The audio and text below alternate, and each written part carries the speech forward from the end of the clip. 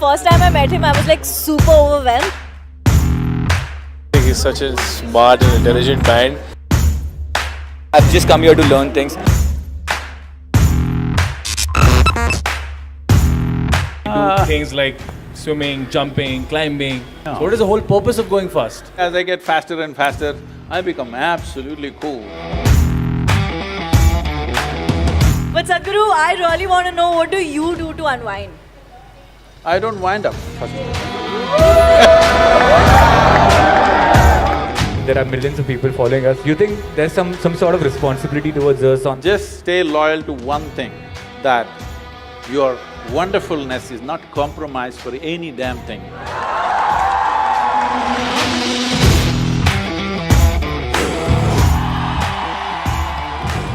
I have had the pleasure of meeting the man that I'm going to introduce on stage now before. The first time I went to meet him, I was like super overwhelmed. I was like, oh my, because he's Sadhguru, right? In your head, you're like, don't say stupid things, do not say stupid things. And then I went and I met him and I realized that he's literally as chill, fun, amazing like you and I. And I am super excited about this session. Are you pumped?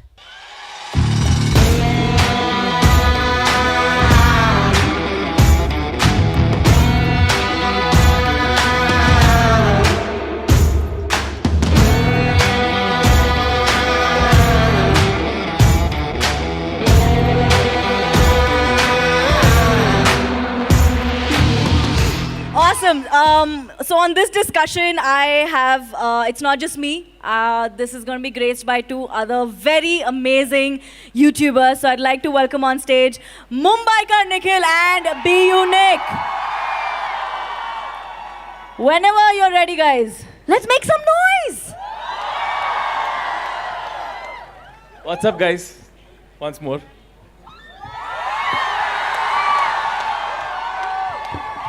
What's up, machas? So, fun story time. Nikunj forgot to pack an outfit for today.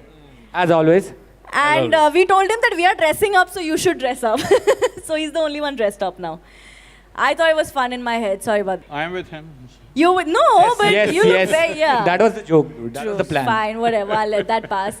Anyway, so this is happening. This is a great platform for people like us to talk to Sadhguru. I have had this pleasure before, and I remember the 1 hour that I spent talking to you was the calmest hour I've had in the longest time. And I just didn't know that you could feel like that, you know, when you're talking to somebody. So to begin with, obviously, we have questions. All of us, we are a generation of questions. We always have them. We're always asking. No, we asked questions before you. Oh, great. So then we're taking that forward. Yeah. That's perfect. I have 3 questions primarily. So the first one is, I'm going to jump right into it. You know, when you're in this age, when you're in college, when you're just out of school, you're in college, you're under 25, every little thing that goes wrong in life feels like the end of the world. For example, a heartbreak. Breakups are bad, right guys? Breakups are tough. Failing in exams, fighting with your… Why is that funny? It's bad. Fighting with your family, getting in a fight with your teachers, friends. And at that moment in time, it just feels like the worst thing to happen to us. And then eventually, in a few years, you get to a place where you look back and you're like, yaar, pata nahi why I was stressing over this so much. But in the time that you spent stressing over these things that went bad, you end up sort of like doing more damage. Do you get me? Do you know what I'm saying? Yeah. So what is your advice to all of us young people about this? You know, when every little thing that goes wrong in life at this age feels like the worst thing to happen to us. Namaskaram and good afternoon to all of you. Well, it's not just under 25 people doing this nonsense. Even the 60-year-olds are still doing the same nonsense. So, he was just asking me, Nikunj was asking me, or somebody else was asking me just now, why I decided to do this youth and truth and under 25, all this. Well, it's a constant thing for me wherever I go in the world. 50, 60-year-olds come up to me and say, after going through something with me, they say, Sadhguru, where were you when I was 20, 25? You came when I'm 60, what is the use now? So I heard this for a long time. Then I decided, okay, let me step out and meet all those people who are below 25 years of age, because youth is a certain level of energy. But the problem with youth is, by the time they figure out, by the time they bring some clarity to themselves, this energy is not a permanent thing. It will go down slowly. Well, I'm an exception but you will see most people slowly sink. But before the energies go down, if you had clarity, this would fire you in the right way. So it's like you're in a room, you can't figure out which is the door. If you had lot of energy, you would break your head. So I thought this should happen to people as early as possible, so that's why. But what advice would you give them? What should be the thought, what can be the first thought when we feel like everything's going wrong? Well, we need to understand this. We are born here with nothing and we'll die with nothing. In between, whatever the hell is happening, you're on the profit side. No matter what is happening, you're still gaining, you can't lose. And anyway, life is not like your school or college. No matter which way you live, everybody shall pass, so what's the problem? You didn't get it? What? Sorry, I missed that. I missed that. Yeah, I was like, what? I said, everybody shall pass, they didn't get it, I said. Sir, ऊपर जाएंगे. Nobody is detained, I'm saying, because you lived not the right way. Somebody gets detained, no such thing, everybody shall pass. So, just the most important thing is you live, to live and to live totally. Living totally does not mean party 7 days of the week. Living totally means every dimension that is there for a human being to explore must happen. It's very important. I have a question for you. Does one get less creative as they age? And if yes, why? Not me. Most of the people. So I Most feel, of the people. being creative versus getting experience, that's what I feel. As they age, the family, children, problems, solution, office, money. If there are problems, you could drop them, but can you live without them? Of course not, but So- creativity. So the thing is, see people, one fundamental problem is we have created an education system where you're misunderstanding memory and information as intelligence. This is the biggest mistake we've made. This is the reason why someone who is growing up in a city looks smarter than somebody is in the village, simply because of information. Information is not intelligence. Anyway, all these people who have some information in their head and they think they're very intelligent are going to be seriously disappointed because machine learning is coming. There will be… if you are a PhD in something, your phone will know more than the PhD. So, this pretense of having memory, pretending that memory is intelligence, has to go. Now, young and old is just a question of the burden of memory that you carry. You don't know how to carry your memory. See, we must understand this. People are not suffering their life. They are suffering two most fantastic faculties that we have, that only we have, no other creature on this planet has. One is a vivid sense of memory and a fantastic sense of imagination. So, this is all people are suffering. What happened 10 days ago, you're suffering. What may happen day after tomorrow, you already suffer. You are not suffering life, you are suffering your memory and your intelligence. When are you going to learn to handle this? Is 25 too early, you think? No. You must figure it out as quickly as possible, how to handle my memory and my imagination to my benefit. If you don't know this, 25 or 55 or 65, you'll be still the same. Because 60-year-old people think they have a right to worry themselves to death. You don't have to worry yourself to death, death will anyway come. I'm saying there's no need to work for it. I'm sorry, I'm just gonna budge in here. You've said that, death is gonna come. No, I didn't say that, it comes anyway. It comes anyway. That's like that. It's just It's gonna that- come I'm not saying you said No, so no. it's coming, but it's gonna come anyway. Just that most people think other people die. No, you and me will die. But then, is that the thought you have when you are speeding in a car at Siachen? Or In a bike, actually. On a bike, sorry, On a not in a bike. car. When you are being the rider that you are, standing on your bike and you are going through like snow-clad, hilly, Say, dangerous regions. What is the thought in your mind? I want to know that. Oh, generally I have no thought in my mind. This is a very important thing, that people think thought is a big thing. Thought is not the biggest thing in your life. Thought is just recycling of the data that you already have, nothing new happens in it. So if you want to recycle your trash can, you can go on doing it, but the important thing about life is you have enhanced your sense of perception, that constantly you're drinking more life.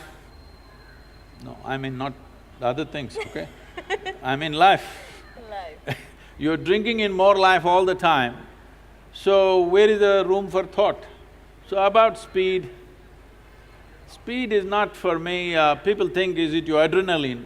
I have no adrenaline. Actually, as I get faster and faster, I become absolutely cool. And my right leg is always heavy when I sit in a car, so Oh my God. the speed is not about adrenaline, speed is about competence. If there is no competence, it's just adrenaline, you may kill yourself or somebody else. It's very important, it is a question of competence. So, is death on your mind? This is one thing I have done to myself, not for a moment I ever forget that I am mortal. I always know I could fall dead right now. Because of this, if you know that it's a brief amount of time that you have in this world, you would live totally, isn't it? A whole lot of people think they're immortal, that's their only problem. That's why they're postponing their joy and their wonderful nature to tomorrow. They think they can do it tomorrow. So if there's no adrenaline when you're driving fast or riding fast, what is the main purpose of going fast? As a human being, we do things like swimming, jumping, climbing, because we love the drug which is being produced inside our head, right? No. So what is the whole purpose of going fast? The whole purpose of going fast is just this. There is something in a human being, ultimately in this world, in human society, among the monkeys, among the lizards, among everybody, ultimately the only thing that is valued is competence in their world, wherever they are. So, like driving at a certain speed through difficult terrain is more a test of yourself. Whether you can do it or not is the question. And just to get to that edge all the time, if you get adrenaline, you will not go very far because your competence will go away. What do you enjoy when you drive fast? I don't enjoy anything in particular, I just made sure all the time I'm joyful, I do whatever the hell I can. Do you see what I meant by, he's so chill in life, I thought I'm hot. You're hot. Pretty much. Listen, I'll give him that in that outfit, I'm gonna give him that. But in life, I feel like being hot-headed is not something you are, you're more chill. This You're is more my getting relaxed. old goals. Huh? This is my getting old goals. Getting old goals. And as hot And as chill as possible. Everyone has a different adrenaline, that's what I'm saying. The reason that I drive fast… This is a very generational thing. When we were growing up, if we saw something really nice, we saw, oh man, it's hot. Now you're saying it's cool. I think it's because of global warming maybe. Everything else is hot. I was saying like the reason I drive fast and is not to get adrenaline rush, is so that I can get on time and get the Dombivli local, bro. So everyone has a different reason of getting… City boy, Sadhguru, my second question for you would be, on a more funner side, since we're taking it up our stride. We know that when you were a child, you were a very quiet child. You didn't speak much, but your teachers say that they looked at you and they knew you were always up to some mischief. Also, there's a lot of very… Most of the time they didn't see me because I was not in the class. Whenever they did. Whenever they did. Probably in the canteen, like. In the canteen or wherever it was. So I how went- were you? I went much further. Yes,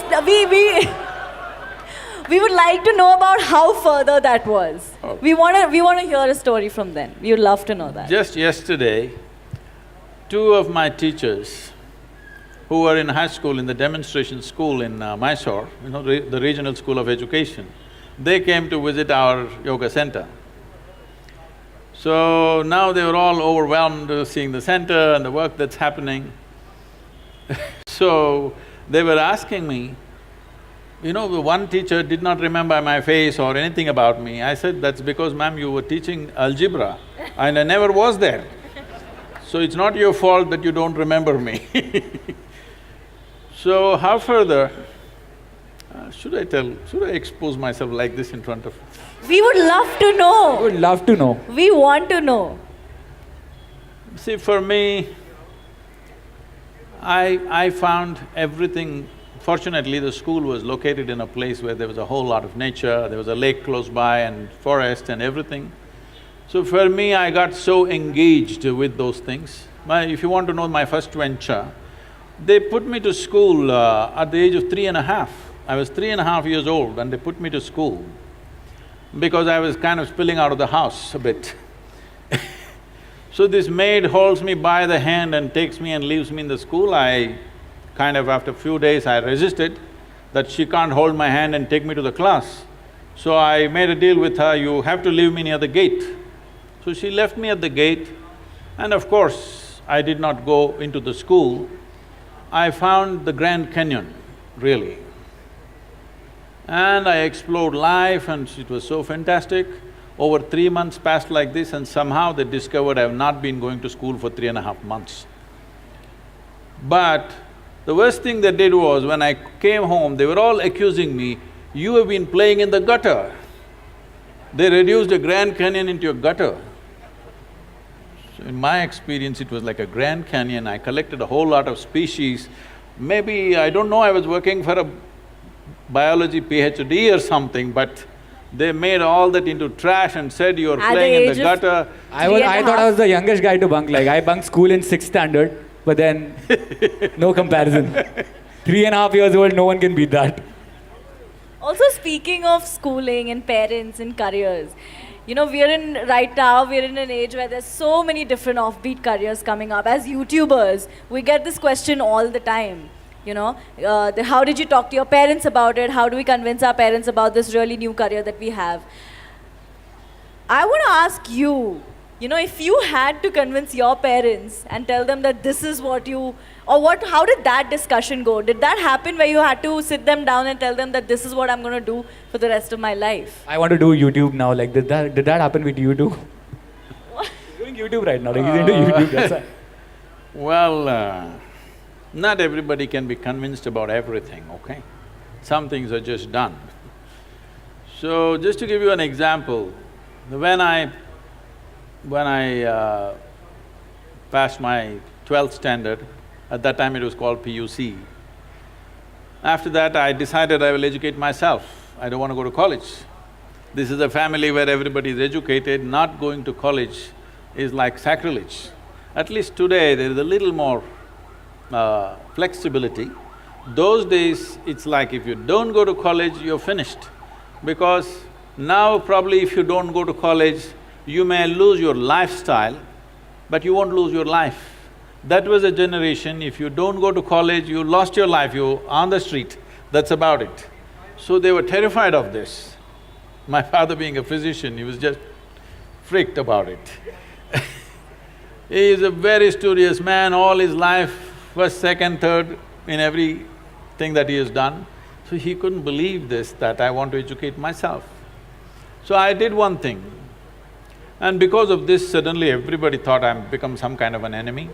And they were not even talking to me properly. I did one thing.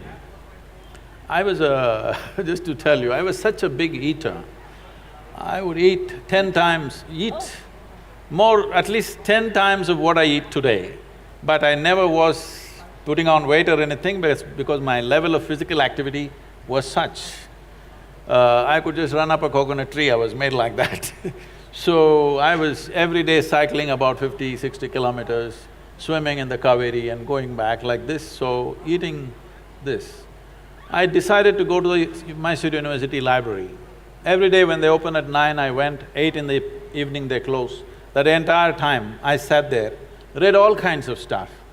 From Homer to popular mechanics, to National Geographic, to literature, to geography, this, that, whatever.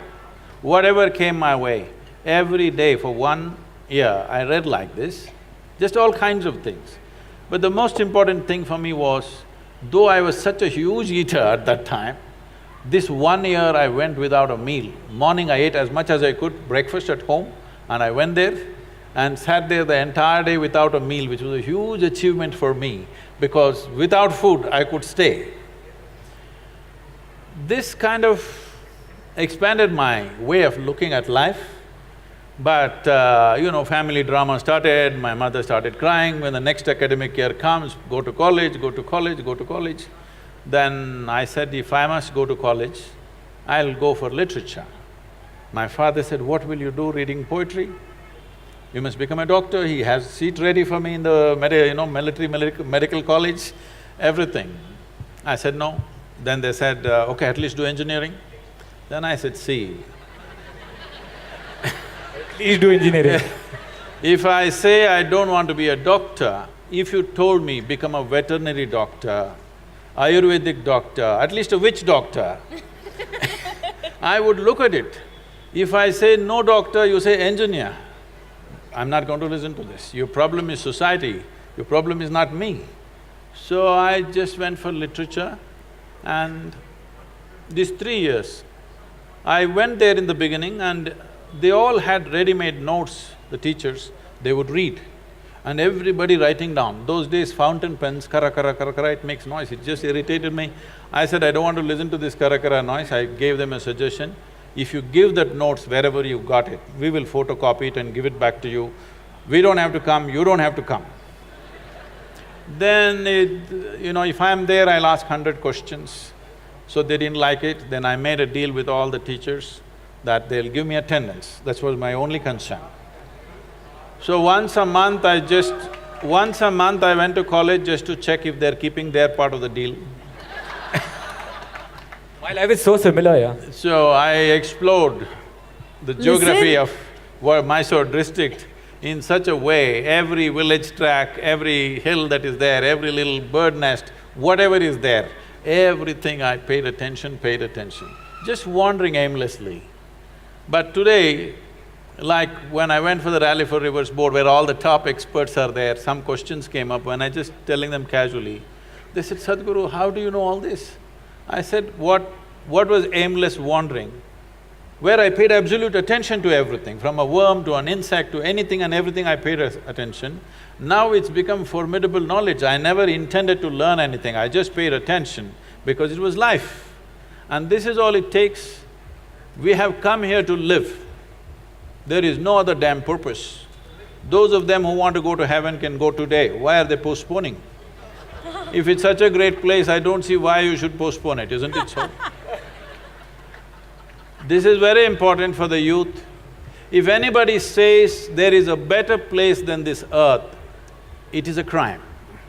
It's because of that we have destroyed so many things here.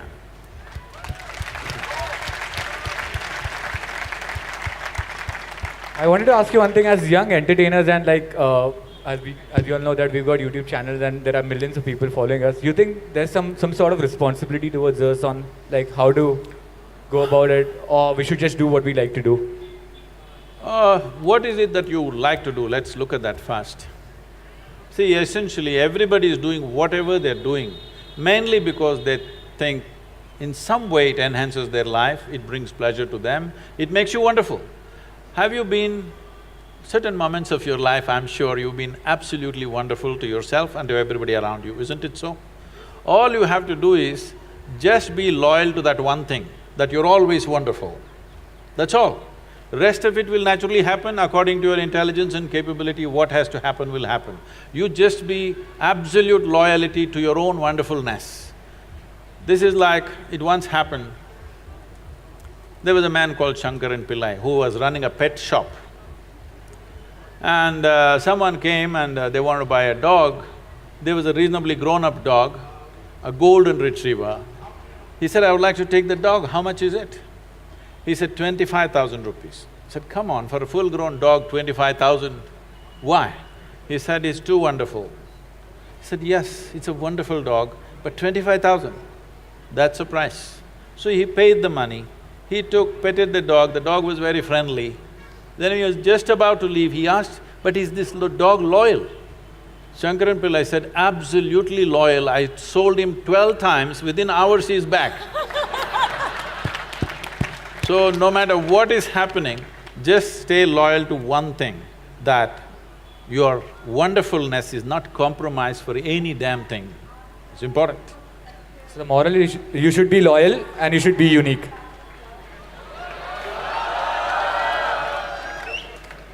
Seamless branding, like. Quite a shameless plug there. We're going to let that go. But Sadhguru, I really want to know, what do you do to unwind? I don't wind up. First. Great. Listen, 1 second. Pradita, you should stop Swamiji, this. do you remember I said this is savage going to be replies. his answer? I was backstage and I'm like, I really want to know what he does to chill and what he does to unwind. And I'm pretty sure he's going to say, I don't wind. But no, for real though, other than we know that there's a fun side to you, your sense of humor is great, you have all these cool cars and bikes and all of that. No, nothing. So it's just there. Somebody, because when they want their car or motorcycle to be really driven, they bring it to me. So I give it the works. But is it We are true? meeting backstage, right? Huh? We are meeting backstage, right? But is it true that if anything goes wrong with your bike or car, you'll not let anyone touch it and you will make sure it's okay by yourself? That was a long time ago. Now I don't have that kind of time. Awesome. I think we're going to open this up to the audience because I'm pretty sure a lot of us have a lot of questions. So we'll go one by one. Do we have a mic in the audience though? Perfect. Okay, hello Sadhguru. I wanted to know what is the one major difference you see between the youth of your time, like when you were young, you're still young but literal senses, and the youth of this generation, like what's one major difference, and what's that one quality you would want of that youth to be imbibed in this generation? If you ask me what's the major difference, what I saw… This is the difference. what I saw going around meeting a lot of youth of today is, during our time, we were always thinking about what we can do for this nation, what we can do for this world, how to cause a revolution about something. Always the debates and discussions were around that. But today, most youth are only talking about their own personal aspirations, which was quite… I don't know, it's amusing and also little alarming sometimes. But at the same time, it is largely because of the economic comfort you have today, which was not there at that time. That's the main reason. So if… because in this country, we're still not one nation, all right? There are people who are living in the highest level of comforts and well-beings, there are people who are somewhere in between. At least you can easily make this country into 5 layers of existence, literally. Just now, I was in Trichy this morning and I was talking to the farmers. If you look at their condition, it's a large congregation of farmers in Tamil Nadu. If you look at them and if I look at you, this is a different world altogether, it's not the same world. So because it's like this, still there are parts of India which needs some revolutionary action. There are parts of India where personal aspiration is good enough. I think it's important that there's a part of you which constantly thinks about how to cause some kind of a major difference to the larger populations. This must be there in our minds, it's important. All right, we've got time for 2 more questions, I think. And I'm not going to choose, I'm not going to be the villain here. Akshay? Hi, Jova's here. Hey guys.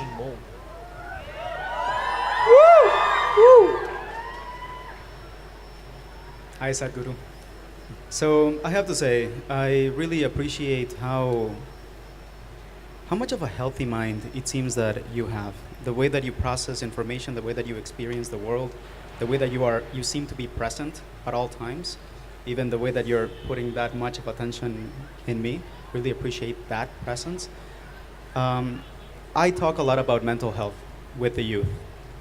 It is a word that more and more I become uncomfortable saying, because when you say mental health, you're already separating the other holistic health to one that focuses only on the mind, right? And when I talk about mental health, for me is body health, is spiritual health, and it's not only the mind, right? I wear a shirt that says breathe, because for me it's also connected to the body. My question for you is, can you talk a little bit about the connection between the mental health and the spiritual health? Because I see so many similarities in the way that you're experiencing the world, which seems in a very spiritual way, but I also don't even want to call it spiritual because it would be creating a division of how to experience the world. So, can you share some? better avoid that word because it's the most corrupted word on the planet right now. So, let me put it this way. In the yogic sciences, there is no separation between what is body and what is mind. We talk about the body like this: physical body, mental body, emotional body, energy body, etheric body, and there is what is called as Anandamaya Kosha. So the 5 bodies is what we're talking about, we're not talking about a mind. Because what is it that you call as a mind? If there is a certain volume of memory and a certain amount of intelligence attached to it, that's what you call as a mind, isn't it so? Yes, it is. Is it so? Hello? Why are you not in talking terms with me?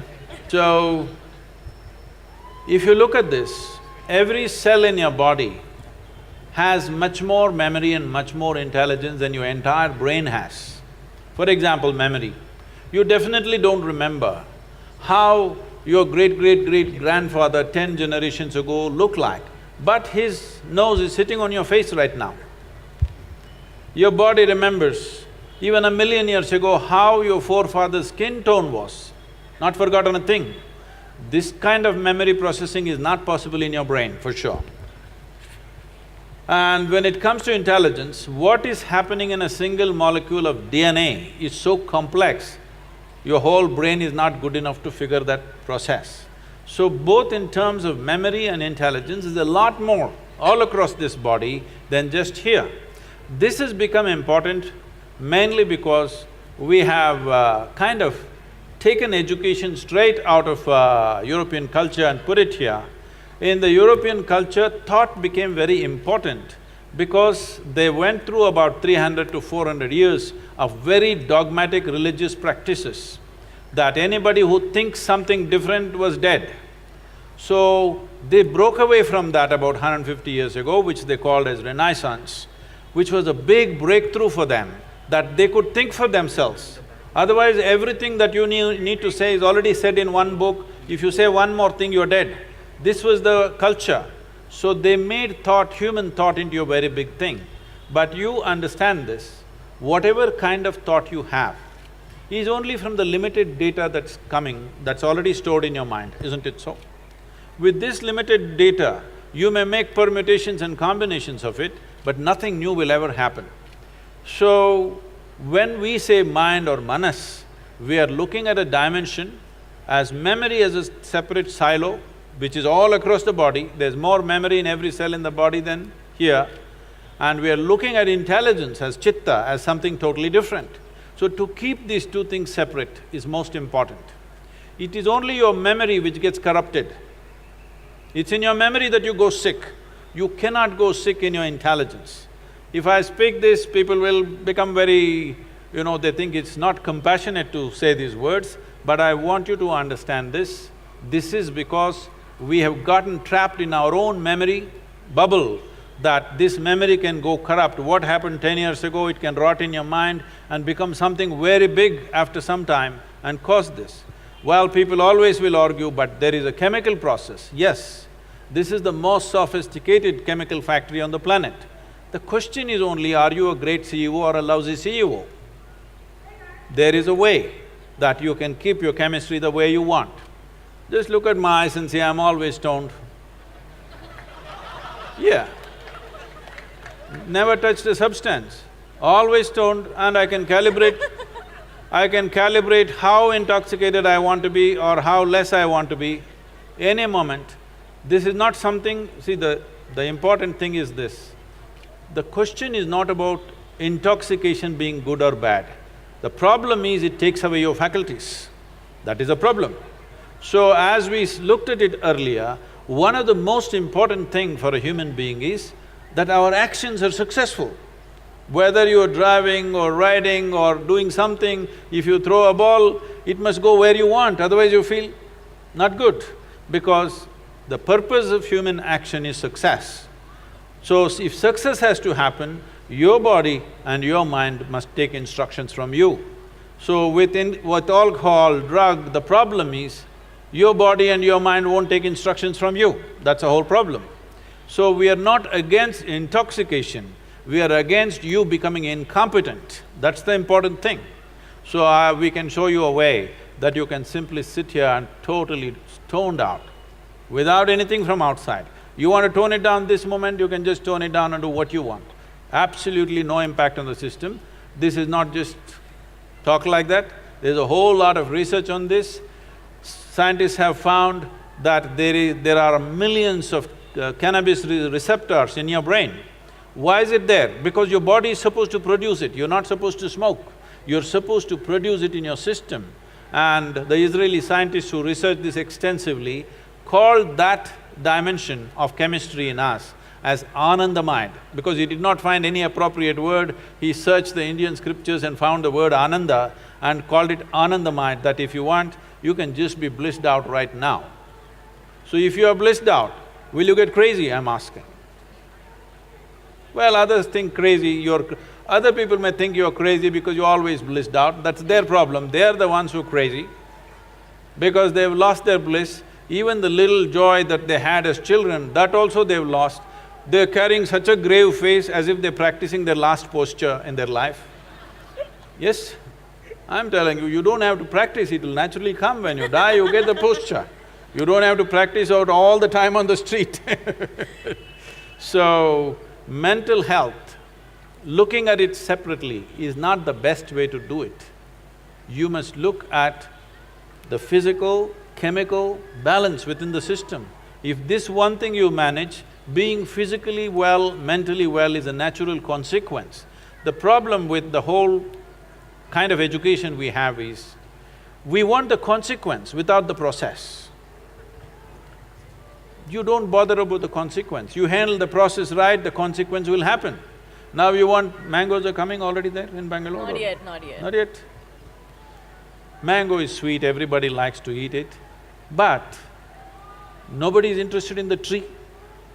If you nurture the tree, mangoes will fall on your head, you don't have to dream about mangoes, anyway it'll come. Instead of nurturing the tree, people dream about mangoes. This is called as being goal-oriented. In yoga we say, if you're goal-oriented, you have one eye on the goal. You have one eye on the goal and only one eye to find your way, you have become incompetent. It's very important that today, this moment, whatever the hell you're doing, to do it as well as you can is more important than what will happen in the end, what will happen in the end. There's no such thing. Somebody, one of the celebrities in the country coming and asked me, Sadhguru, can you tell us how we can beat Pakistan in the cricket match? I said, beating Pakistan is Indian Army's job, you bloody hit the ball, huh? How's the Josh? All right, we've got one more question right there, Akshay. Okay, by the way, guys, little piece of good news, it's not last 3 questions, we've got a lot of time on us, so it's cool, it's chill. I just want to sorry, just before taking the question, I just wanted to ask, so if you're not goal-oriented, I feel that you push your goal too. So, what do you have to say about this? It's not just the process. No. See, well, to set a direction, we have a goal, all right? Whether you want to go this way or this way, you created a goal. But that's all the job is. Once the goal has set the direction, it is a question of efficiency of walking or riding or driving or whatever the means of going there, isn't it? This will… see, everybody has a desire to win. But your desire is only a direction. Your desire doesn't do anything else. A desire sets you in a certain way.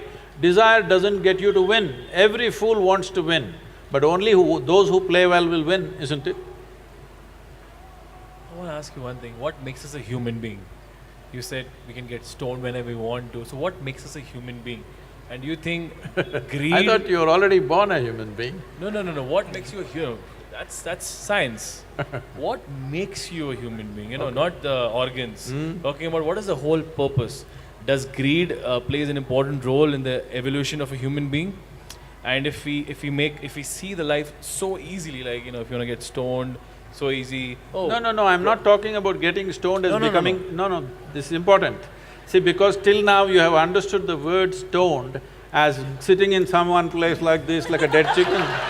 No, I'm asking… That's why Nikhil is not taking off his glares actually. Yeah, stoned. I'm talking about… I have mastered that technique also, by the way. That's why. I'm talking about being stoned means you are in a state where no matter what is the nature of activity you're doing, with who you are, what is the result happening or not happening, you're still on. All the time you're on because you're stoned, otherwise you would be affected. But right now people's idea of being stoned is sit in a corner like a dead chicken. That's not my idea of being stoned.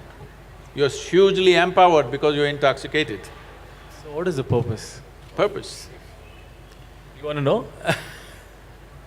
Now, what makes you a human being? See, there are many creatures. People say approximately there are over 1 trillion creatures on this planet. I just want to cut you, like my father used to tell me, like, I was a very dumb child, like I never used to I can focus on understand. studies. Yeah. Because I used to ask a lot of questions, you know, I never No, used to because I'm your understand. father's age, I'm saying I can I understand. never used to understand anything. I say that's I was very bad in studies. I was You cannot say. I can say, I'm his father's age, I can say. So it's like, he's like being sad, being greedy, being hardworking, you know, that makes you human, that's a part of your life. You asked the question, you're trying to answer it. What is No, this? I just want to know, like, I was listening to you. So very what carefully. makes you a human being? There are over 1 trillion creatures on this planet, from worms to insects to birds to animals, all kinds. Many of them fantastic creatures. A lot of people even call themselves that I'm a tiger, all right? Many are calling themselves lions, but tigers, lions, elephants, no matter what they are, they're just called that. We never call them a tiger being or a lion being or an elephant being. Only for you, we said you are a human being.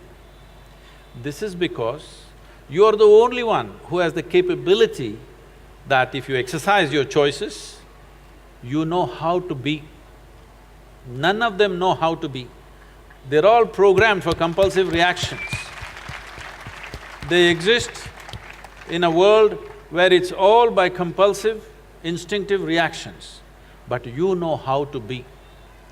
But human beings are trying to prove that they don't know how to be. They just don't know how to be, most of them, unfortunately. They're trying to prove the nature wrong. But you know how to be. Only thing is, you must keep your choices open. Choices means, right now, is it true? If you wish, you can sit here and look at the person next to you, think some really horrible things about this person sitting next to you and get a little depressed, why am I sitting next to this horrible creature? Possible or no? Possible. Or you can look at them nicely and think wonderful things about them, or don't even have to think anything. If you don't think anything, simply look at another life, you can sit here in wonderful company. Possible or no? So you being wonderful or horrible right now is a choice. Are you exercising the choice, or are you falling back in evolution and behaving compulsively? That's all the big difference. A human has the capacity to be a conscious life. And we also do the same things. They are born, we are born, they eat, we eat, they reproduce, we reproduce, they die, we die. We're doing the same things. But the big difference is we can do it consciously. They do it as a programmed system. This one thing if you do, suddenly you will see your experience of life is so phenomenal that it is such a big phenomena. What is the meaning of life? Such a question will never come to you. There is no such thing as meaning of life. It's a phenomena beyond all meanings. If there is no profoundness of experience, if you're living on the surface, especially if you're living in the thought process, then you are thinking, what is the meaning? Because all you have is words. When you're full of words, you want a meaning for the word. Tell me what is the meaning of a tree. Tell me what is the meaning of a bird. Tell me what is the meaning of the cloud. What is the meaning of the empty sky? Is there some meaning to it? Meanings exist only in human heads. The universe has no meaning. It's too fantastic to be trapped in a meaning. Trust the universe. All right, let's take… Guys, tell us your name so we'll know you. Namaskaram Sadhguru. My name is Rakesh. First of all, thank you so much for being here. I should say on this planet to guide us. Oh, I've been here only. I know I look… See, this happens to me. Whenever I land in United States, in the immigration, these days I have global entry, so it's okay. Otherwise, always I stood in the immigration where it's marked resident alien. I look around and see I'm the only one who fits the description. You are Sadhguru. I actually here only. Yes. Sadhguru, my question is… If you can hold it, please. Yes. I know you want to speak from your heart, but it works better this way. Okay.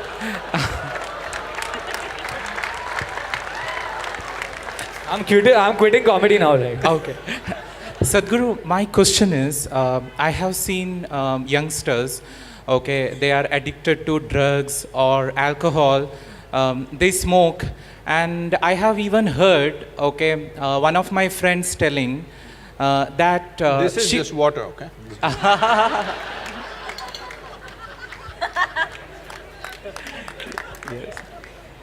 I have even heard one of my friends telling, if I recollect correctly, that even Lord Shiva used to consume, okay, substance. And they take it as an excuse and they imitate it, saying that even Shiva used to do it, okay, why should not we imitate it? So that is the excuse which, few of the youngsters, take it to consume the substances. So what is your advice to them? Well, everybody is these days asking, why can't all these things be made legal? Why do we have to buy it in the back street? I understand the logic, but the thing is just this. Why can't I smoke… What do you call it these days, huh? Okay, why can't I smoke up? This is what it's called? I got you. Why can't I smoke up and go to my college? The thing is just this, you can. Only thing is, suppose you want to get on a plane, your pilot comes smoked up. Would you like to go on that plane? Or let's say you need a surgery, your surgeon comes smoked up.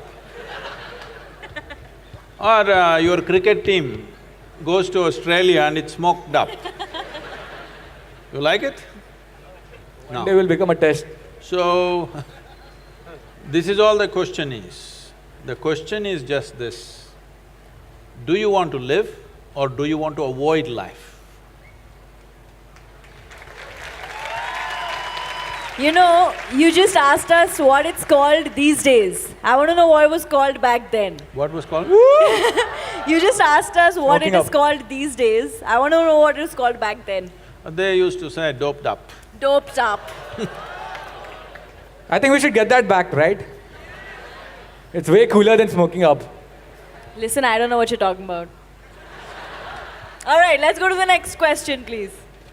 Akshay, you choose. If someone has to be murdered, it's you. Passing that parcel, we should say stop or what?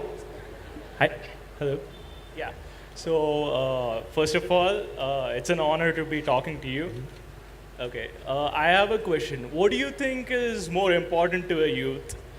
Being right and staying with their point, or staying with their point, knowing that they're wrong, but admitting that they're wrong, they would be doubting their own self?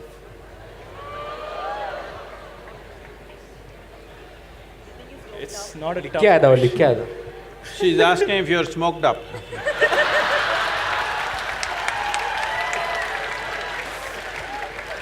No, I'm not. This is how I am without being smoked up. Oh. You can only imagine.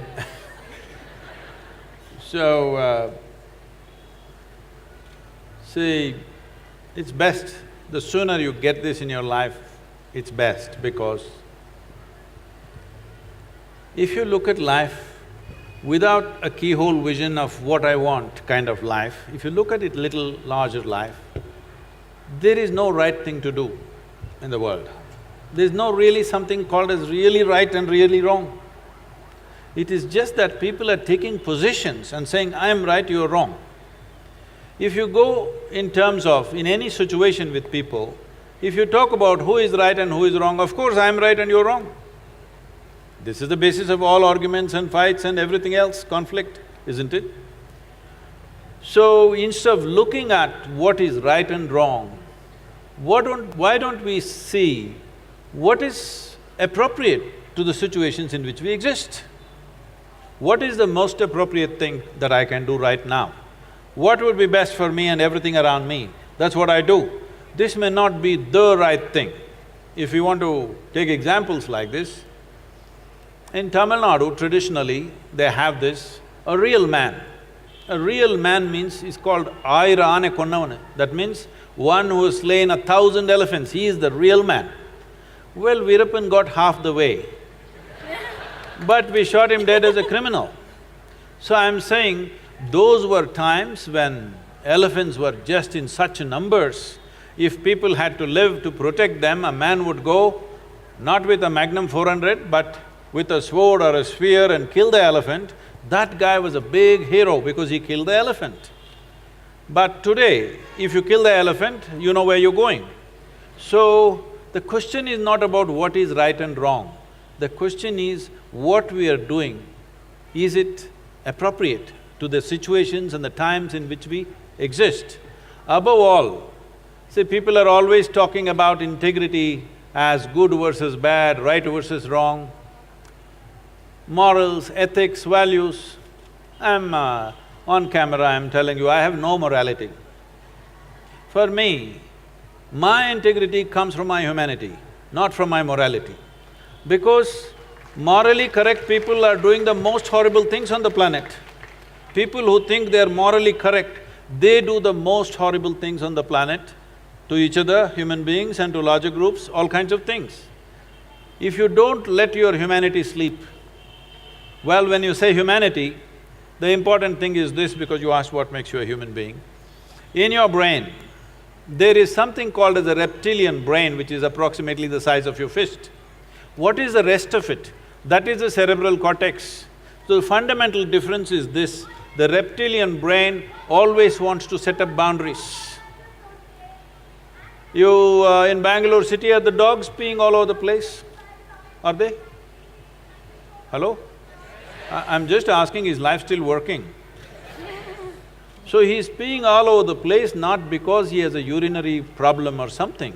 He is building a pea kingdom. He's setting his boundary all the time. This is his nature. He cannot think beyond that. He has to set his territory, he has to set his kingdom. The most fantastic thing about the human being is, we can use another dimension of intelligence which has happened only to us on this planet, that we can think beyond our boundaries, we can live without boundaries within ourselves. Well, we've still not built a world where we can erase the national boundaries and other boundaries and live. But at least in our minds we can erase our boundaries. If you do this one thing, if you have erased the boundaries in your mind of who is mine, who is not mine, do whatever the hell you want, everything will be right. All right, we'll take one last question, Akshay. If you want, you can ask me. Hello. Hi Sadhguru, my name is Pranoy over here. I am 24 years old and… Oh, you're just 1 year short, after that they'll throw you out of here, huh? Yeah, I guess. So I didn't have a specific question when I picked up this mic. This is something more personal and If you can hold it right, it's not very clear. Yeah, so this is not a very specific question or generic for that matter. I hope that this question will answer a lot of others. Hey, ask the question, what is this? The question Sorry. is so much The introduction. question is so long.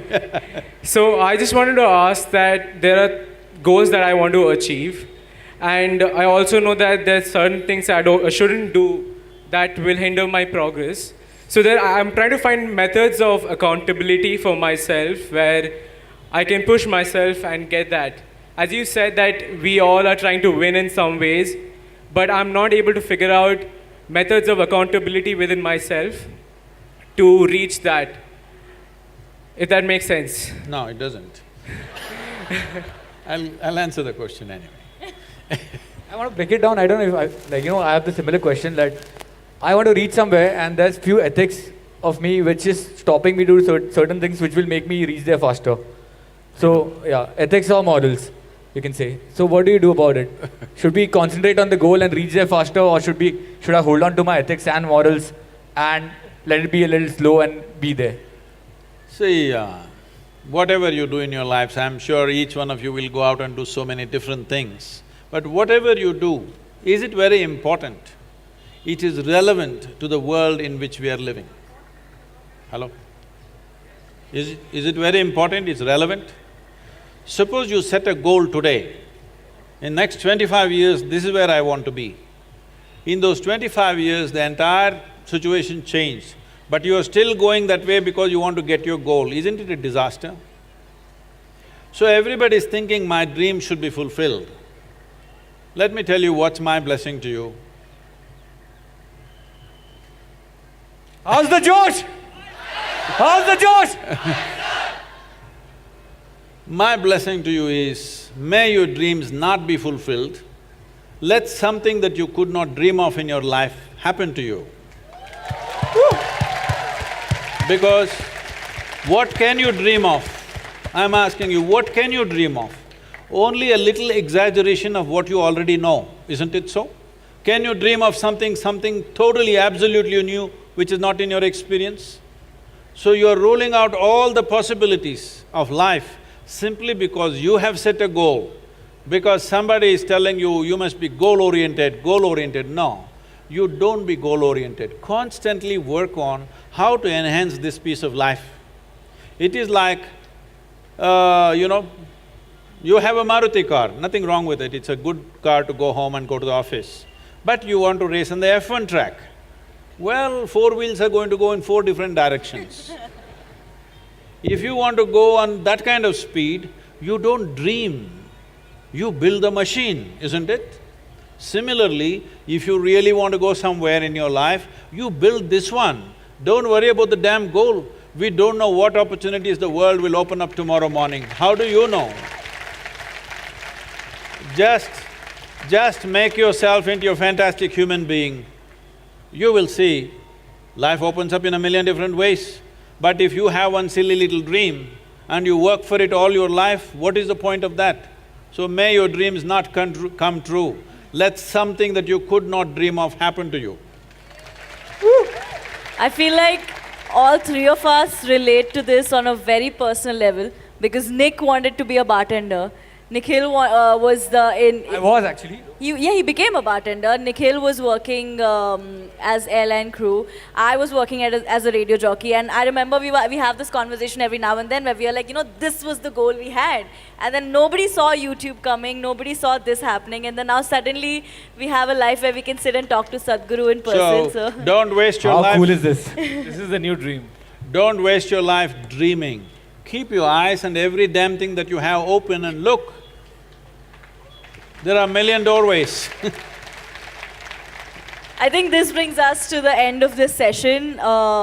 Listen, again, I think the calmest hour we have spent. What do you guys think?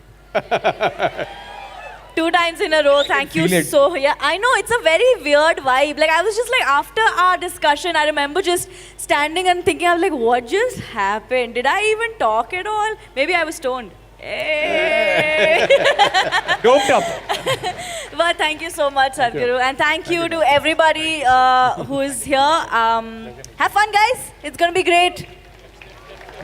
We're going to take your leave. Thank you. Hi, guys. Let's do it. Check. Yeah. Okay, on that note, we'd like to get a picture with all of the panelists on stage. Would you all like a picture? Yes?